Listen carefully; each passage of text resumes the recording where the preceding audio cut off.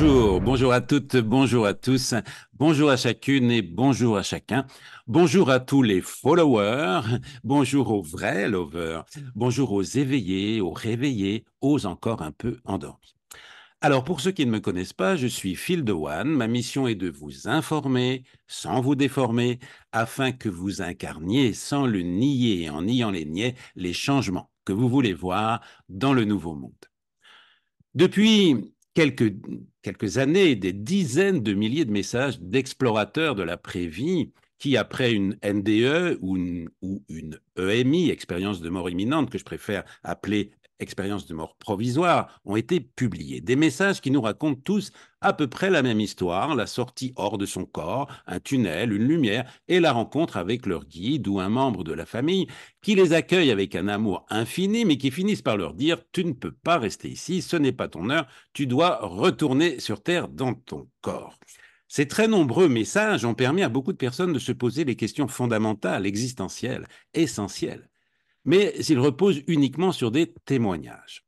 En revanche, si vous recevez un appel téléphonique sur votre smartphone avec un numéro qui s'affiche, ou vous entendez un proche réellement décédé et formellement enterré, et que vous reconnaissez sa voix et qu'au bout de quelques secondes, la conversation se coupe ou pas, est-ce que, à vos yeux et à vos oreilles, un tel phénomène paranormal constitue une preuve?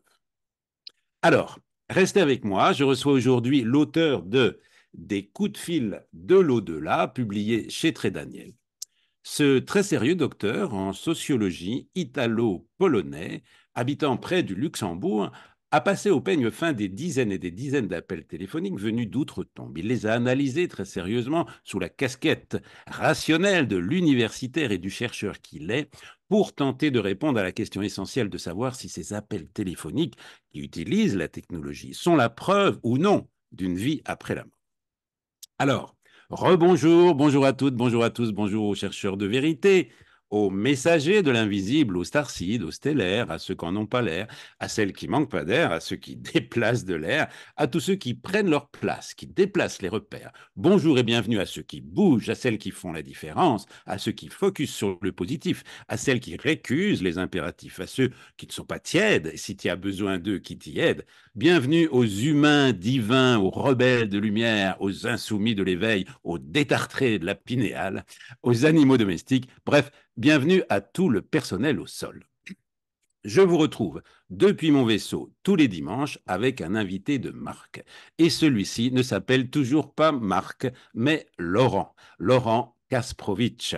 Bonjour Laurent, comment Bonjour, vas-tu? bonjour Phil. Quelle intro, bravo.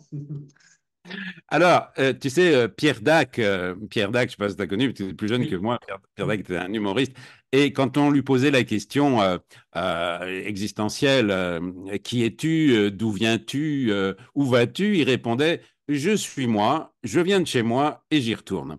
Et toi, qu'est-ce que tu répondrais à ces trois questions, qui es-tu, d'où viens-tu et où vas-tu? Ah ben écoutez, écoute, à peu près la même chose, hein, parce que moi, je me sens complètement banal, si ce n'est que j'étudie un sujet qui est absolument pas banal. Donc, c'est ce qui fait un peu ma spécificité, on va dire, dans ce monde.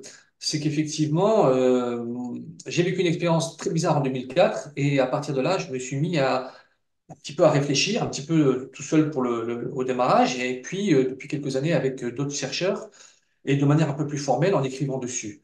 Mais sinon, mon parcours est on ne peut plus banal. Je suis quelqu'un qui est né, comme tu l'as dit tout à l'heure, dans le nord-est de la France, d'immigration polonaise et italienne, et puis qui a fait sa scolarité, somme toute banale. J'ai un peu tardé quand même, puisque j'ai fait un doctorat en sociologie. Mais sinon, à part ça, voilà, je suis comme quelqu'un d'autre, mais qui étudie un sujet qui n'est pas comme les autres, effectivement, et un sujet qui va peut-être choquer les plus sceptiques d'entre nous. Ok. Alors, t'inquiète pas, il y a toutes sortes d'individus dans ma communauté. Il y a des vrais sceptiques, il y a des faux sceptiques aussi. Bon, bref. Mhm. En tout cas, tu parlais de 2004. Alors, qu'est-ce qui Mhm. s'est passé réellement en 2004? Raconte-nous. Alors, c'était donc... on va repartir sur mon témoignage, sur ma propre expérience du phénomène, même si elle est pas, cette expérience-là, elle n'est pas la plus typique du phénomène, hein. Euh, toi qui as lu le livre, tu sais que c'est pas le cas le plus typique, c'est pas le cas le plus vitrine, c'est pas celui que je mettrai en exemple. Oui. Par contre, ce cas donc m'a mis sur cette recherche-là, puisque j'ai pu le vivre en 2004.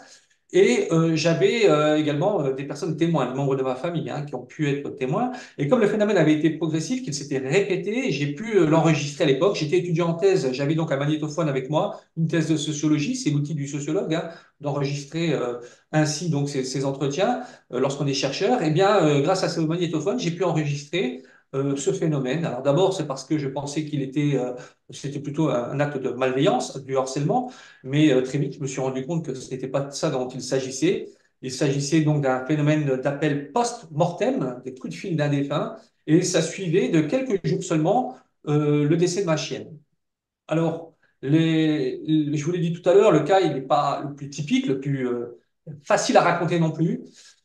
C'est pour ça que j'en ai recueilli une trentaine en France d'autres de ce genre, beaucoup plus explicites, et d'autres chercheurs de par le monde ont également, depuis une quarantaine d'années, recueilli d'autres témoignages, d'autres cas avec des caractéristiques, j'en reparlerai tout à l'heure, très très précises, très très fines, qui ne s'inventent pas dans la bouche des témoins.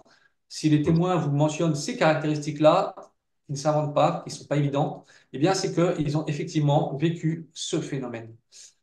Moi, je l'ai vécu en deux temps, on va dire, le phénomène.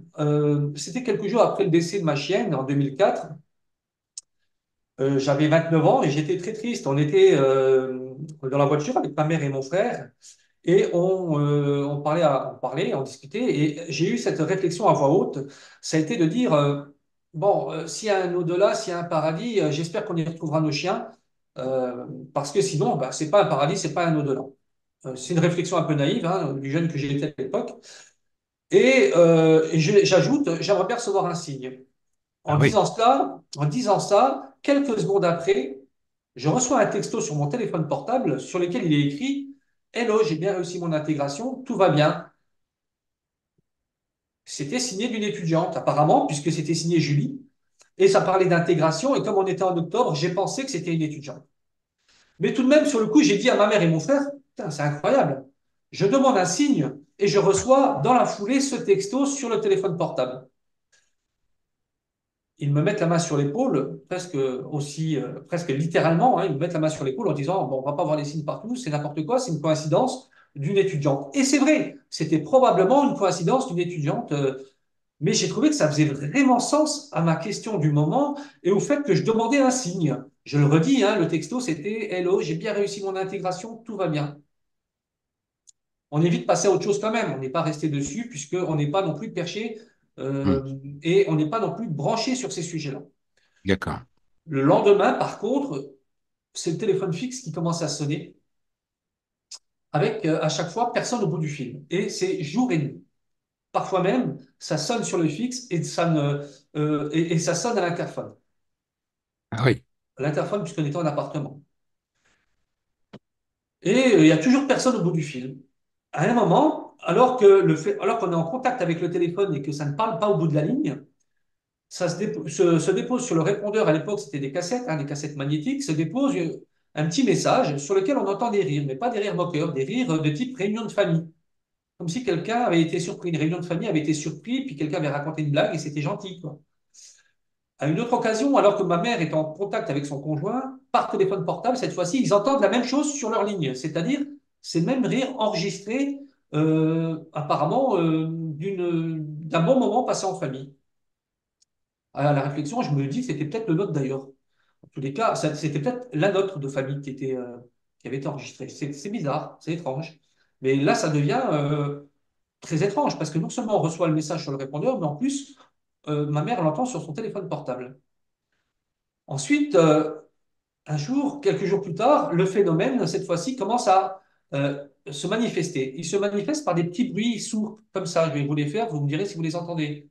Un coup pour lui, ou plutôt, oui, c'était un coup pour oui et deux coups pour non. Non, c'est l'inverse, pardon. C'était un coup pour oui, deux coups pour non. M'excuse. Avec le temps qui passe, je ne sais plus. Mais en tous les cas, c'est comme ça que le phénomène commence à se manifester quand on pose des questions. Et chemin faisant, le phénomène nous fait comprendre qu'en fait, il s'agit de mon grand-père décédé qui est apparemment avec ma chienne. Et c'est pour nous signaler que ma chienne est bien de l'autre côté. Wow, Alors, super. et le phénomène est cohérent quand on pose des questions très précises, et même quand je pose des questions pièges, parce que oui, j'ai pensé à en poser des questions pièges, le phénomène ne se trompe jamais. Et lorsque je pose une dernière question qui est celle de savoir si ma chienne était trop vieille et c'est la raison pour laquelle elle est décédée, on me répond non, et j'entends le halètement très fort d'un chien. Donc c'est la respiration forte, forte d'un chien, et il faut savoir que ma chienne était décédée une semaine auparavant d'un cancer du poumon. Ah oui. Hmm. Et la dernière chose qu'on entend, c'est une tonalité longue. C'est un bip, une tonalité très longue. Donc voilà ce que j'ai vécu, ce que j'ai enregistré. Je sais que je n'ai pas rêvé. Hmm. Et je sais également que les manifestations de type les rires qui sont déposés sur le répondeur alors qu'on était en communication, à l'époque c'était impossible, qu'on ait à la fois un message qui se dépose sur le répondeur et une Ouais, communication en cours. Et que ma mère ait entendu la même chose sur la ligne, je sais que ce n'était pas possible non plus. c'est C'est, ça. voilà.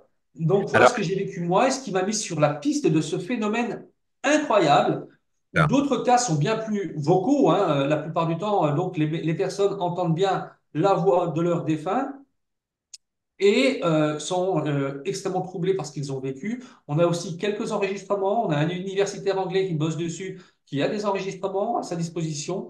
Et je peux vous dire que c'est un phénomène qui remet en question à la fois toutes nos croyances en matière de survie de la conscience, mais également nos croyances sur nos conceptions de la réalité. Qu'est-ce que c'est que cette réalité dans laquelle de tels phénomènes se produisent?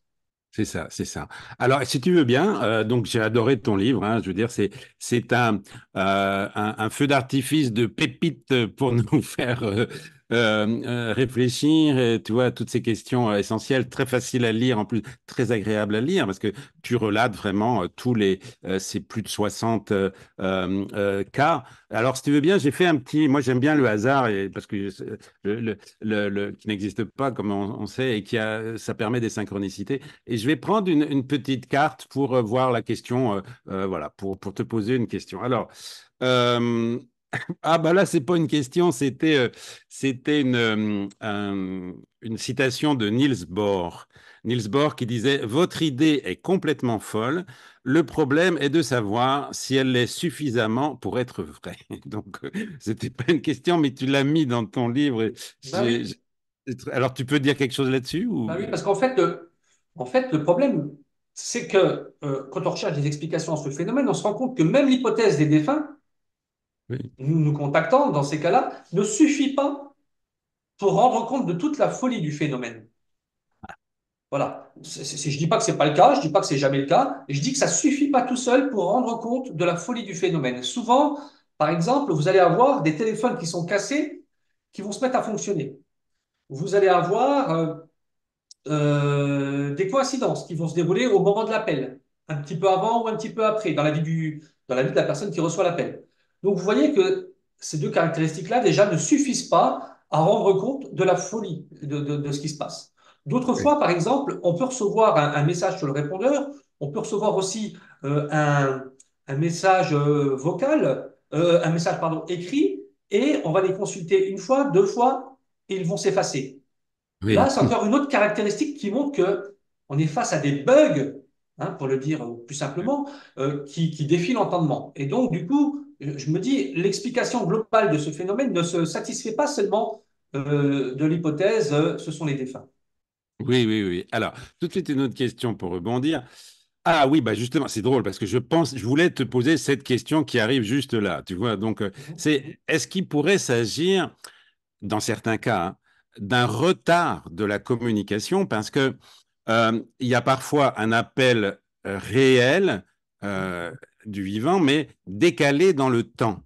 Tu vois ce que je veux dire? C'est-à-dire, est-ce que ça pourrait être aussi, dans certains cas, ça, c'est-à-dire quelqu'un qui réellement t'a appelé, Mhm. euh, mais il est décédé et c'est décalé dans Alors, le temps, enfin, qu'il y a une distorsion du temps. Est-ce que le dans, facteur temps, est-ce que tu peux m'en parler? Voilà. dans la grande majorité des cas que j'ai étudiés, je dirais que non, parce que l'appelant, la voix du défunt, en tous les cas, semble savoir qu'il est décédé. Ah, Donc, il n'y a pas, sur la plupart des cas, non. Par contre, on a parfois des appels en absence de défunts, et là, on pourrait rentrer dans ton explication. Hein, pour le Ouais. simple appel en absence où on n'a pas de voix, mais on se dit, mais c'est pas possible qu'il m'appelle en absence, qu'il y ait un appel en absence sur ton téléphone portable, par exemple, à ce moment-là, puisqu'il est décédé.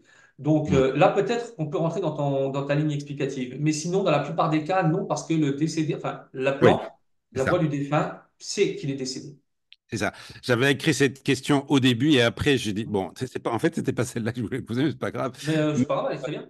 Mais c'est toujours des questions intéressantes parce que tu parles à un moment donné aussi d'intention.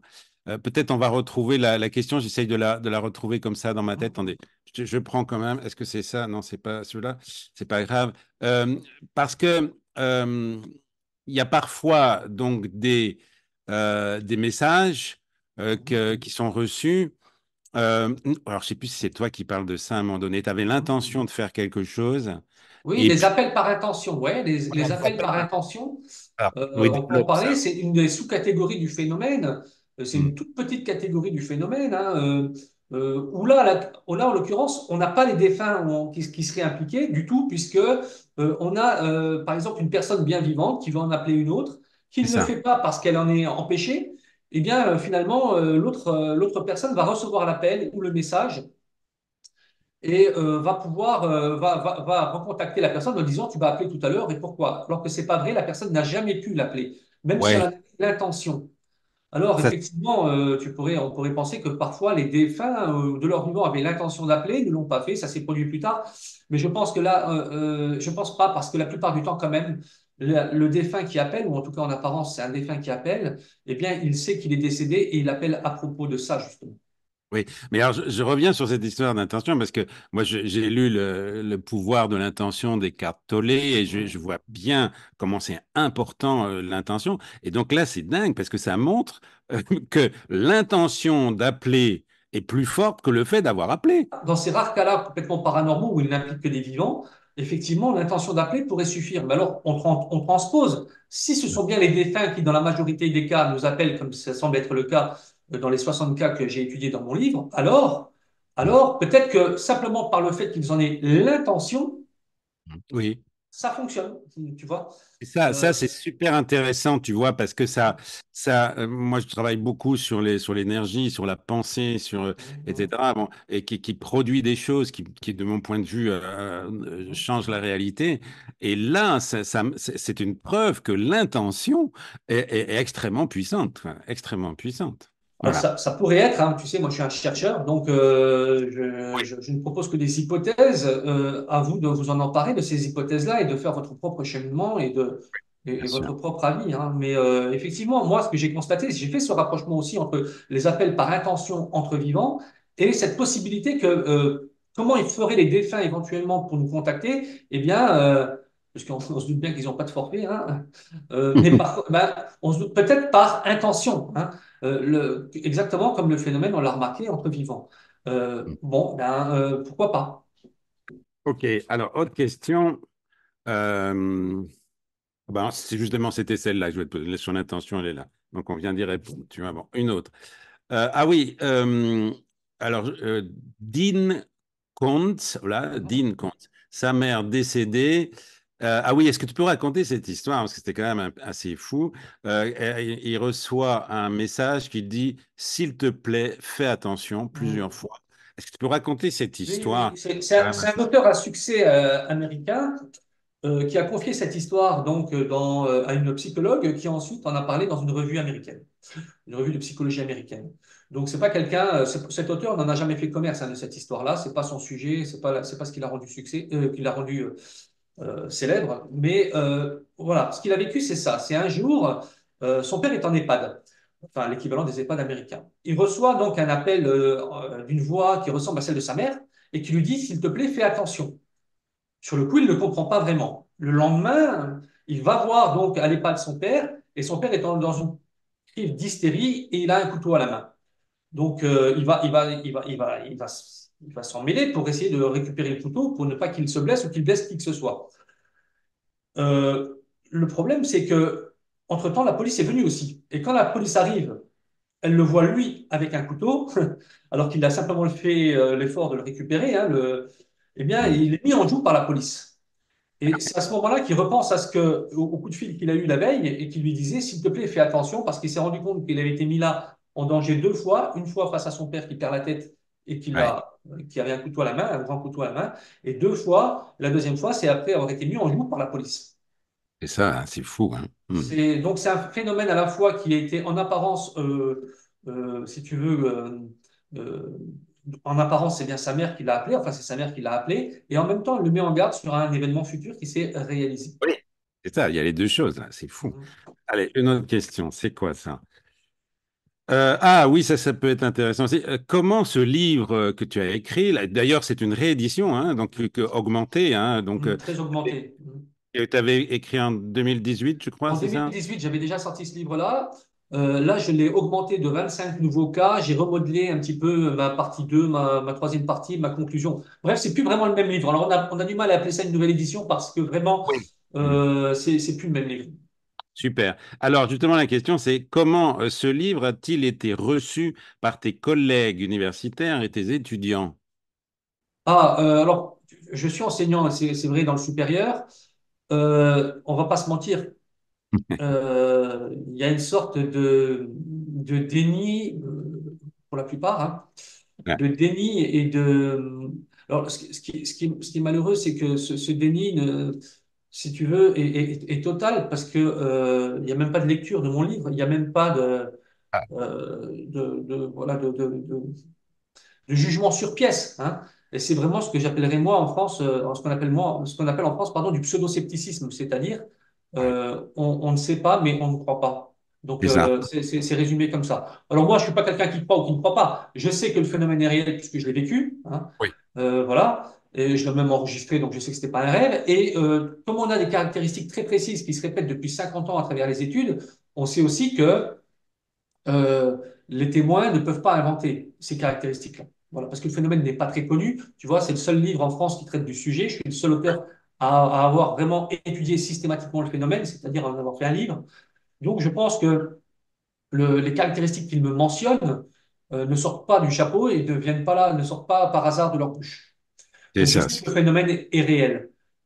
Hmm. Maintenant, pour répondre à ta question, ce serait bien que des chercheurs, plus d'autres hein, que moi, s'emparent du sujet et se mettent en face de la réalité. On est face à un gros problème de bug hein, de notre réalité, qui pour l'instant, on n'a pas d'explication certaine, mais en tous les cas, c'est derrière ça se cache en fait le secret de l'humanité, Et oui. tout Hmm. simplement. Et oui. Tout Hmm, hmm. simplement. Alors, je sais bien qu'on a des choses plus urgentes à régler dans nos universités et sur lesquelles on doit. Et d'autres non, hein. Euh, je pense que ce sujet mériterait d'être investigué, mais totalement. Mais complètement, parce que c'est complètement ça nous fait voir que nos sens, nos cinq sens là ne suffisent pas à appréhender la réalité. Moi, Voilà. il y a un film qui m'avait beaucoup touché, c'est le Truman Show. Tu sais, Oui. t'as dû voir qu'en fait, bah, on vit dans une illusion, dans une matrice, quoi. Et c'est peut-être ça. C'est peut-être Bah, ça. Donc, ça fait partie des hypothèses. Moi, je hmm. pense, une des hypothèses que je formule, c'est peut-être qu'on vit aussi dans un tout psychique, tu vois, dans un tout mental, comme je l'avais déjà évoqué précédemment dans mon précédent ouvrage co-dirigé avec Romuald Le Terrier. Un rêve, si tu veux, une réalité qui serait un immense rêve, parce que, encore une fois, il y a des coïncidences très, très troublantes avec nos vécus personnels. J'ai vécu des synchronicités absolues aussi, en dehors de ça, et je me dis... on a l'impression qu'on est dans un rêve parfois. Oui, Alors oui, bien oui. sûr, au premier degré, non. Attention, la réalité, elle est dangereuse, hein, ne faites pas les fous physiquement. Au premier degré, non, on a des douleurs physiques, on a tout autour de nous, tout nous paraît matériel. On aura aussi des douleurs morales, tout nous paraît donc réel, sur lesquels on n'a aucun contrôle, bien sûr. Ça, c'est le premier degré, mais ces phénomènes-là nous montrent aussi autre chose. Ils nous montrent que peut-être, par exemple, quand les téléphones sont cassés et qu'ils se mettent à fonctionner à travers ce phénomène, ils nous montrent que peut-être la réalité est autre chose que ce tout matériel qui nous est d'abord donné à voir. Oui, oui, oui. Tu vois, ça me rappelle une anecdote. Moi, quand j'ai écrit mon premier bouquin, j'avais 27 ans. Ça s'appelait Qui a peur des années 80. J'avais Mhm, interviewé pas mal de personnalités importantes, dont mhm, des ufologues. Et j'avais interviewé une personne, on n'appelait pas ça channeling à l'époque, c'était un peu différent, qui parlait avec une voix complètement différente, une voix atonale. Et mhm, c'était, je disais qu'il était une entité extraterrestre. Ils étaient un en trois ou trois en neuf. Enfin, mhm, et j'ai mhm, enregistré ces dialogues à travers cette personne dans cet état où elle sortait de son corps, elle laissait parler. Et je l'ai mis j'ai voulu le mettre dans le bouquin. J'ai eu plusieurs fois pu interviewer un extraterrestre, si on peut dire, et j'avais enregistré sur cassette. Et quand j'ai voulu le mettre dans le livre, tout était effacé, c'était effacé, sauf quelques minutes. Et ces quelques minutes, je les ai mises dans l'interview, voilà, dans ma mhm. propre interview à la fin du livre. Et donc ça aussi, c'est pas possible que tout à coup, ça s'est effacé, que j'ai pu dire ça. Voilà, je voulais juste dire ça et on revient à toi, à Non, mais moins je que suis tu pas, veuilles je suis dire pas, quelque chose. je suis pas franchement étonné. Je pense que, c'est une des caractéristiques du phénomène, c'est justement que les phénomènes, les preuves, vont avoir tendance à disparaître sous nos yeux, pratiquement, sous nos yeux. Ça fait partie de ce qu'on appelle en règle générale dans le paranormal de l'élusivité, c'est-à-dire de la fuite devant Oui, l'objectivation. Hein. c'est ça. Mm, C'est un truc qu'on connaît aussi dans le domaine OVNI, par exemple, qu'on mm. connaît dans le domaine des poltergeists. Voilà, Oui. c'est un problème de fuite devant l'objectivation qui va nous faire, qui va nous empêcher finalement de mettre à jour totalement ces phénomènes et de les amener vraiment sur la place publique et que les journaux du 20 heures s'en emparent. Mm. C'est tout le problème. L'autre nom du paranormal, finalement, pourrait être phénomène bizarre et élusif, c'est-à-dire qu'on n'arrive pas à répéter en un laboratoire ou qu'on n'arrive pas à sauvegarder en tant que preuve. Alors ça, c'est pas totalement vrai, parce que moi, j'ai quelques enregistrements quand même, à part le mien, et qui me montrent que non, le phénomène est quand même réel, objectif, matériel, au sens où on l'entend habituellement. C'est ça. Alors, il y a trois parties dans ton livre. Est-ce que tu pourrais nous parler des recherches de Callum Cooper en Ouais. 2012 sur lequel tu as travaillé? Callum Cooper est un universitaire anglais donc, qui a repris les travaux de Rogo, qui lui avait écrit son premier livre, donc le premier livre sur le sujet, qui s'appelait Phone Call from the Dead en 79 aux États-Unis. Un livre assez magistral. Le premier livre, Phone Call from the Dead, est pour moi fascinant. Et donc, Callum Cooper a repris ce travail-là. Alors, il a lui recueilli 40 cas qui nous viennent d'Angleterre principalement, et il a repris 10 cas anciens des archives de Scott Rogo de 1979. Et à partir de là, il a pu voir qu'effectivement, on avait des caractéristiques très, très étranges. Donc, on va les citer. Hein. Les grandes caractéristiques principales, c'est quand même que on a soit un vivant qui reçoit un appel en apparence d'un défunt, mais parfois tu peux avoir aussi, par exemple, l'inverse, c'est-à-dire un vivant qui va appeler, par exemple, un ami, un copain, en pensant que cette personne-là est bel et bien vivante, hein, évidemment. Et ben, sauf qu'il va apprendre plus tard que ben non, cette personne-là était décédée quelques minutes, heures ou parfois quelques jours avant cet appel. Donc, Mhm. ça, c'est l'autre caractéristique. Tu as le cas des appels par intention, hein, que Colin Cooper va en avoir aussi, va en recueillir aussi.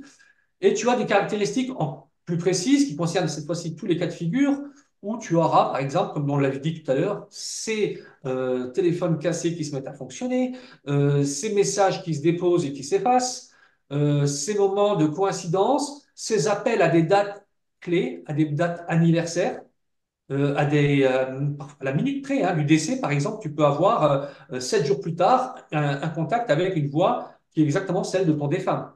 Mhm. Donc ça, c'est des... Et puis, donc, une des caractéristiques principales, c'est que ces communications ne durent pas très très longtemps, pas très très longtemps, pardon.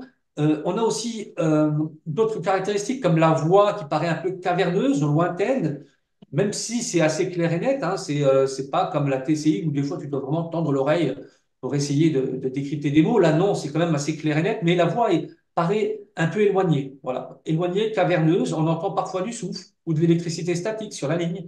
Voilà, ça fait partie des caractéristiques typiques qui étaient déjà constatées en 79 et que Callum Cooper en Angleterre a retrouvé de nouveau. Moi-même, j'ai retrouvé des caractéristiques identiques dans mon enquête française avec une trentaine de cas donc, pour ce livre. Oui, oui, oui. Et alors, il y a aussi, c'est encore plus fou, parce que souvent, c'est des vraies conversations. C'est-à-dire que c'est Voilà, avec des décédés. Donc, c'est on a, pas. on a des échanges, on a des échanges, on n'en a pas des centaines, mais on a des cas d'échange, des témoignages d'échange extrêmement troublants. La personne au bout du fil semble être pressée, semble avoir un dernier message à donner, elle semble vouloir rassurer les vivants, elle semble aussi perdue parfois. On a quelques cas où l'appelant est perdu, semble être un petit peu mal à l'aise, semble se dire avoir du mal à parler. Mais en tous les cas, et c'est ça d'ailleurs qui est le plus troublant dans ces cas que j'ai recueillis, c'est quand la personne a du mal à parler ou nous dit par exemple, on a un cas où l'appelant nous dit le monde a changé, le monde est bizarre. C'est des derniers mots qui sont vraiment très très étranges et très perturbants, hein, ceux qui les entendent. Mais en tous les cas, c'est un phénomène, moi je vous le dis, fascinant. Je ne comprends pas pourquoi on n'a jamais eu de livre qui a traité du sujet. Alors on avait eu quand même le père Brune qui avait évoqué quelques cas dans son livre des années 90, Les morts nous parlent. On avait eu aussi le docteur Charbonnier qui avait évoqué un ou deux cas dans ses livres. Mais en règle générale, c'est quand même un cas, un phénomène qui est par rapport à d'autres phénomènes paranormaux peu connu, voire pas connu. Hmm. Oui, tu vois, c'est marrant parce que quand tu dis qu'il y a eu comme ça des personnes décédées qui ont appelé, le monde a changé, c'est bizarre, etc. Moi, ça me fait référence au fait que bah, beaucoup de gens qui meurent ne savent pas qu'ils sont morts. Ils ont du mal. Oui, Donc, oui, oui, tout à fait. Oui, oui. Donc, dans ces cas-là, dans les cas de ce type-là, oui, effectivement, ça nous fait penser que la personne ne comprend pas ce qui lui arrive, tout simplement. oui, Ne oui, comprend c'est pas ce qui ça. lui arrive. Et c'est d'autant plus troublant. Et ça, c'est un argument fort pour soutenir l'hypothèse que ce sont bien les défunts qui sont C'est derrière ça. ce phénomène. Parce que on va en parler, mais il y a peut-être d'autres hypothèses, hein. C'est l'idée que, par exemple, on pourrait être co-créateur de ce phénomène-là, euh, comme les poltergeists. Souvent, les poltergeists, on a pensé, les chercheurs ont pensé que les personnes qui étaient au centre des poltergeists, hein, des mouvements de coups contre les murs, de bruits entendus, etc., pouvaient être co-créateurs inconsciemment du phénomène. Oui, oui, oui, c'est ça, oui. Alors, Hmm. c'est possible, moi je ne sais pas, c'est possible, mais on a quand même des voix de défunts, une production d'un phénomène paranormal complètement fou, complètement ahurissant et qui prend des proportions dingues et qui laisse des traces matérielles, objectives. Et là, franchement, ça défie la raison et on recherche Hmm. une explication satisfaisante. Vraiment. Alors là, la question qui me vient, c'est en fait, qu'est-ce que c'est qu'une preuve? Qu'est-ce qu'on peut admettre comme preuve concernant les phénomènes paranormaux? Alors, attention parce que, enfin, je vais prévenir un peu tout le monde. Le problème de la preuve dans le domaine du paranormal, euh, c'est toujours un problème qui est subjectif, quoi qu'on en dise. Quoi qu'on en dise, c'est toujours subjectif. C'est-à-dire qu'une personne sceptique pourra toujours essayer de déplacer les buts, même quand Oui. tu mets dedans. Hein, au fur et à mesure, elle va te déplacer les buts, même que tu vas répondre aux critères de la preuve qu'elle avait demandé précédemment. Donc c'est toujours difficile. Par exemple, on peut demander à avoir des enregistrements et à étudier la voix qui a été enregistrée. Très bien, on va le faire. On va remarquer que la voix a un biais, pardon, une tonalité différente et paraît non pharyngée, c'est-à-dire qu'elle n'est pas comme les autres voix humaines enregistrées. Très bien. Une personne sceptique pourra te dire, et elle aura raison, oui, mais ça, c'est un biais technologique. Ça peut être un biais technologique, effectivement. On peut avoir des voix humaines normales qui, mal enregistrées, peuvent donner ce signal-là. Et voilà. Donc, même un ingénieur du son qui va remarquer des anomalies sur l'enregistrement, alors ça fera un élément de plus. Mais Mm. une personne hyper sceptique te dira, ouais, mais c'est possible quand même que de produire un biais technologique, un technique qui va expliquer ce problème euh, de caractéristiques de la voix qui paraissent effectivement bizarres. Bon, alors tu vois, on a décalé les buts, hein, et puis on a dit au dernier moment, bon, ben non, c'est pas la preuve ultime. Donc à chaque fois, on peut décaler les buts. Moi, je sais ce que j'ai vécu, je sais ce que j'ai enregistré, et je sais aussi que les témoins qui me mentionnent des caractéristiques très très précises, spontanément, eh bien, ne peuvent pas inventer ces caractéristiques-là très précises. Donc, c'est une manière aussi d'objectiver. On a aussi parfois des témoins. On a des cas de personnes qui ont été plusieurs à recevoir l'appel. On a une famille où il y a eu plusieurs sœurs qui ont reçu l'appel, on a des cas où on peut interroger plusieurs personnes qui vont te raconter la même histoire. Donc, c'est aussi une manière de vérifier le témoignage. Oui. Ensuite, ces phénomènes-là, s'ils restent sous le pseudonyme, l'appellation, pardon, paranormal, c'est, à mon avis, pour une raison qu'on n'imagine pas encore, qu'on a du mal à comprendre, mais c'est pas par hasard. Ces phénomènes-là tendent à nous questionner, à nous interroger, et c'est peut-être ça aussi le but, hein. C'est qu'on se mette à rechercher véritablement ce qui peut les produire. Se questionner fait partie du phénomène, à mon avis. Voilà. Le Mhm. fait qu'il y ait des Oui. chercheurs sur ces sujets-là, ça fait partie du phénomène. C'est pas une Mhm. conséquence non voulue, tu vois, c'est pas une externalité non voulue du phénomène. Non, non, ça fait partie du phénomène. Ce qui est derrière le phénomène ou ce qui se cache derrière l'ensemble des phénomènes dits paranormaux, et notamment de ce type-là, a aussi pour but, à travers ces manifestations, de nous questionner. Mhm. Ok, allez, je reprends une autre question. C'est quoi ça? Oups. Ah oui, c'est même le titre d'un chapitre. Qu'est-ce que les défunts ne disent jamais au téléphone? Alors, question ouais, qui est vraiment que j'ai voulu souligner moi dans le livre et qui est centrale pour ma recherche, c'est que on n'est pas dans le cas de messages New Age, tu vois, ésotériques. Oui. Ils vont jamais nous décrire leur environnement. Ils vont Mhm. pas nous rassurer sur leur. Enfin, si, ils vont nous dire que ça va, mais ils vont pas nous rassurer sur un monde idyllique, sur un monde paradisiaque tel qu'on aurait pu se l'imaginer dans notre Mhm. modèle judéo-chrétien, etc. Ils vont pas nous faire une description, non plus nous donner des conseils de type aimez-vous les uns les autres, nous donner des messages un petit peu vaporeux, qui certes nous rassurent, ils nous font du bien sur le moment, mais qui n'ont pas de profondeur ou qui n'ont pas de réel. Voilà. Ils vont pas nous embêter avec ça. Il n'y aura aucun message sur ces questions-là. Vraiment, il n'y a aucun. Voilà, on en a recueilli plus de 150 de manière certaine à travers les différentes études. Il n'y a pas de ça. Il n'y a pas de New Age. Il n'y a pas de message euh, trop réconfortant et inutilement réconfortant. C'est toujours à propos. C'est Oui. toujours au sujet des vivants et de ce qui vient de se produire, c'est-à-dire ou de ce qui s'est produit il y a longtemps, c'est-à-dire leur décès. Ouais, ouais, ouais, ouais, c'est ça. Ouais. Super. Allez, une autre. C'est quoi ça? Ah bah ça, j'en avais déjà parlé, le cas inverse d'un... Ah non, j'en ai pas parlé. Cas inverse, un vivant qui appelle un défunt. Alors c'est Ouais, quoi ça? on a Tu peux me quelques rares cas où, moi j'en ai pas recueilli, hein, mais on a quelques rares cas où tu as une personne vivante qui va appeler une amie, et cette amie au téléphone va avoir une conversation presque normale, hein, mais elle va par exemple décliner un rendez-vous. Par exemple, si tu appelles ton ami, tu dis bah tiens, on se voit pour boire un café, et cette personne-là va lui dire bah non, je peux pas, je suis malade en ce moment, je te rappellerai. Ou je peux pas en ce moment, je te rappellerai. Et Ouais. la personne, quand elle vérifie, ben, en fait, la personne était déjà décédée quand elle a appelé. Alors, tu parles qu'elle ne pouvait pas accepter ce Ouais. rendez-vous.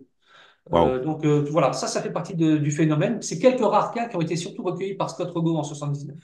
c'est ça. D'accord. Super. Allez, une autre. Si tu peux parler cette fois des recherches de Massimo Biondi en 84. Il y a une vingtaine de cas, mais je te dis ça aussi parce que ça m'a étonné que Biondi, j'ai connu un Humbert Biondi qui était un jésuite qui travaillait beaucoup sur l'après-vie, sur Teilhard de Chardin, etc. Je sais pas si c'est la même famille, mais parce que c'est à peu près à la même époque où il y a Non, peut-être beaucoup. lui, c'est plutôt de l'école de parapsychologue, hein, c'est-à-dire, tu sais, c'est des chercheurs qui vont publier dans des revues à comité de lecture, c'est-à-dire Oui, des oui. revues corrigées par les pairs. Donc, c'est Hmm. quelqu'un qui a essayé de travailler très sérieusement, qui l'a fait.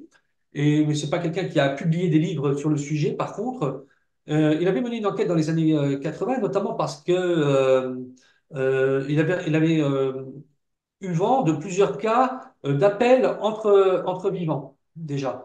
Des appels impossibles entre vivants qu'on a décrits tout à l'heure. Mais il a également reçu des cas d'appels impossibles avec des défunts. Je vais t'en raconter un tout de suite. C'est une personne qui, 25 ans après le décès de sa maman, reçoit un jour un appel d'une personne qui tente de lui parler et qui a la même voix que sa mère. Mais la conversation a du mal à s'établir, hein, puisque il ne semble pas bien, la personne qui appelle ne semble pas bien entendre, ne semble pas bien entendre. Donc la conversation va couper. Et au moment donc où elle coupe, il va s'interroger, il va se dire, mais c'est bizarre, elle avait la même voix que ma maman. Et lorsqu'il va regarder le calendrier, il va se rendre compte qu'on est à la date anniversaire de sa mère, du décès de sa mère, et même à la même heure que le décès de sa mère, Wow. il y a 25 ans. Ah ouais. Ouais, ouais. C'est ça, quand il y a les synchronicités de date en même temps, là, c'est quand même un élément de plus, quoi. C'est un élément complètement fou. C'est Ouais, un ouais. élément complètement fou du phénomène. Et là aussi, ça ne s'invente pas. Ouais, ouais. Alors, le cas d'Olivier, pourquoi j'ai marqué ça à Paris? Oui, qui avait envoyé un texto. Tu as parlé un petit peu des textos là, et il avait le texto, c'était bien arrivé, plein de bisous. Est-ce que tu peux m'en parler un tout petit peu de ce C'est, cas c'est, d'Olivier? oui, oui, oui. Donc, c'est Olivier qui a enterré enfin, qui a enterré, pardon, qui a un petit peu fui juste après l'enterrement de son papa dans le sud de la France, parce que lui, il vivait à Paris et il s'entendait pas trop avec sa belle famille. Mais quand il est revenu, donc il y avait une soirée entre amis et il y est allé pour ne pas rester tout seul, même s'il était complètement effondré. Et à ce moment-là, euh, il reçoit un texto qui vient du téléphone de son ami IE qui est assise en face de lui et qui Oui, lui, c'est ça.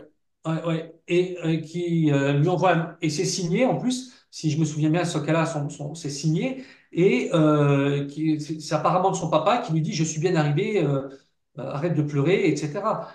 Et au moment où il va consulter une fois le texto, il va le montrer à ses amis, une fois, deux fois, tout le monde est sidéré parce que son ami IE qui est assise en face de lui, bah, elle n'a pas touché à son téléphone. Lorsqu'ils vont consulter le texto une fois, deux fois, trois fois, il va s'effacer, ce texto. Ah, Donc ça, c'est un des cas aussi typiques et assez étonnant, où on a donc le texto non seulement qui s'efface, mais en plus qui est envoyé en apparence, en tous les cas, du téléphone de son ami IE qui est assise en face de lui. C'est pour te oui, dire la folie que peut prendre oui. euh, ce phénomène. C'est vraiment dingue. Voilà, c'est vraiment. Souvent, le paranormal est un petit peu réduit dans nos émissions habituelles qui traitent de ce sujet-là à la télévision, ou même dans les films, là, nous ne parlons pas. C'est-à-dire qu'on ne se rend pas compte de l'extrême étrangeté que peut prendre, que peut revêtir que peuvent revêtir ces phénomènes-là. On est face à des choses où on va se dire, mais mince, on est dans l'anomalie, dans l'anomalie. On est dans le bug, tu vois. Oui, oui. C'est un petit peu c'est vertigineux, c'est abyssal. C'est ça, c'est vertigineux. Donc franchement, je remonte encore la caméra, mais voilà. Procurez-vous ce livre, franchement, vous allez... En même temps, c'est amusant aussi. Je veux dire, bon, voilà, parce que c'est tellement inattendu. Mais moi, j'adore ça parce que ça nous fait travailler, quoi. Voilà, la question du début que je posais, là, qui sommes-nous? Où est-ce qu'on va? D'où on vient? C'est vrai, des questions vraiment importantes. Alors attends, je prends une autre, peut-être ça va être la dernière. La dernière. Bah oui, oui, ce serait intéressant que tu parles aussi, puisque est-ce que tu pourrais nous parler de celui qui a écrit la préface, ton préfacier, je ne sais pas si on dit ça, Romuald Le Terrier, avec qui tu as déjà écrit, coécrit, je crois, un livre. Est-ce que tu peux nous parler de lui? Oui, et donc Romuald, que je remercie, hein, tout comme Jocelyn Morisson, qui lui avait qui a Oui. fait la postface du livre. En fait, il m'accompagne parce qu'en fait, on discute énormément depuis plusieurs années déjà ensemble, et on s'interroge hein, sur la nature de ces phénomènes-là, sur ce qu'ils signifient. Ensemble, nous avions écrit et publié l'an dernier Phénomène, qui était sous-titré Et si et si notre réalité était un rêve, parce qu'on s'était rendu compte que finalement des explications simples pour ces phénomènes ne suffisaient pas. Quels qu'ils soient, hein, le phénomène de type paranormal ou ovni, souvent on bute sur des problèmes, sur des anomalies dans l'anomalie qui nous font douter de la nature de notre réalité. Donc c'est quelqu'un, Romuald, avec qui je discute énormément et qui m'a fait l'honneur de cette préface qui est vraiment superbe et à la fois courte et extrêmement incisive et extrêmement flatteuse pour moi. Donc je l'en remercie. Et je trouve ça bien que les chercheurs dans notre domaine on réfléchisse ensemble. Hein. Ça ne veut pas dire qu'on est d'accord sur tout, tout le temps, mais au moins on échange et on réfléchit, on nourrit chacun nos réflexions parce que bon, bah, c'est déjà un domaine où il n'y a que quelques chercheurs véritablement. Hein, et On n'est pas 400 en France, par exemple, à bosser là-dessus. On n'est que quelques chercheurs et je trouve ça très très bien qu'on s'aide, qu'on se supporte. Il est un peu plus connu que moi, donc faire cette préface-là, ça aide aussi pour faire connaître mon livre, hein, parce que ces lecteurs vont peut-être s'intéresser à mon travail, donc c'est extrêmement gentil de sa part. Alors, bien, puisque tu parlais de la préface, c'est de la postface aussi, qui s'appelle Pour comprendre. Donc, la postface, c'est Jocelyn Morrison.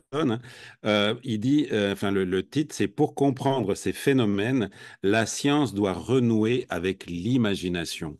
Alors, est-ce que tu peux développer un peu à la fois de parler de Jocelyn et de l'imaginaire? Parce que moi, tu vois, je te reçois dans un vaisseau. Toi, malheureusement, as dû rester à terre. On n'a pas pu monter. Mais pour moi, l'imaginaire est extrêmement important parce que ça nous permet justement, bah, pour moi, on ne peut pas imaginer quelque chose qui n'existe pas en réalité. Enfin, en tout cas, je te laisse parler sur. Ah, non, non, non. L'imagination, là, elle est utilisée au sens de c'est nous qui devons faire preuve d'imagination Ah, oui. Hmm. pour comprendre ces phénomènes-là. Notre rationalité ne suffit pas pour comprendre ces phénomènes-là.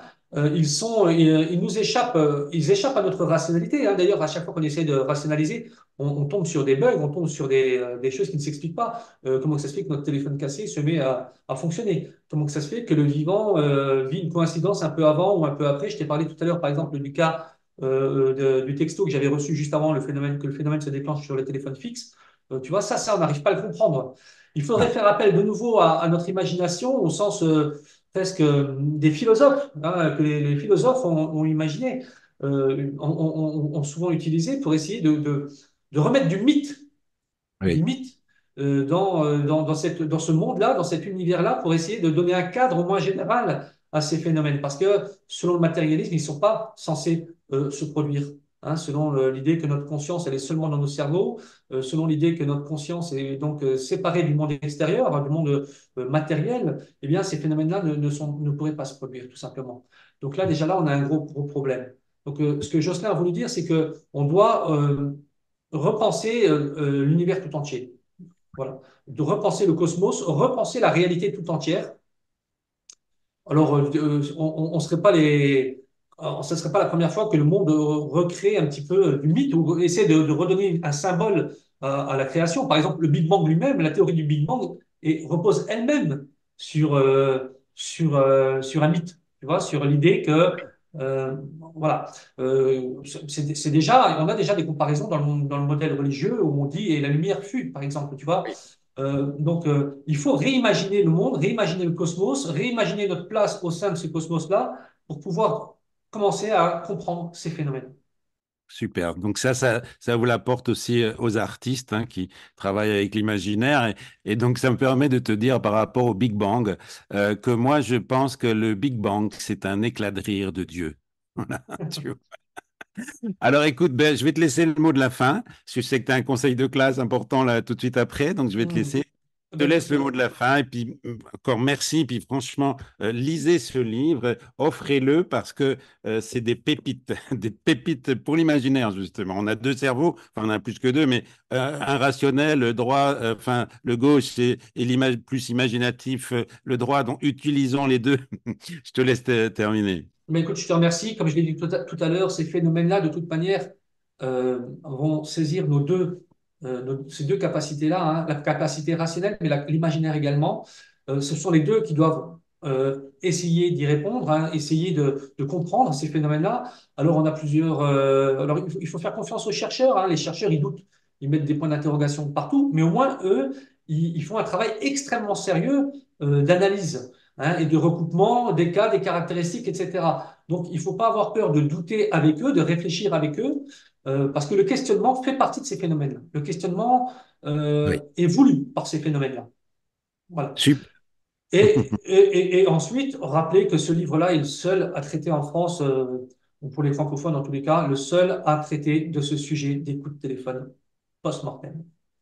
Voilà. Super. Bah écoute, merci beaucoup Laurent. J'étais ravi de t'accueillir. C'était assez court mais dense et suffisant pour nous donner envie de lire ton livre. Donc merci, bon conseil de Merci. classe et Ah puis oui. bye bye à tout le monde. Bye À bye. bientôt. Merci à tous. Au revoir. Merci à toi.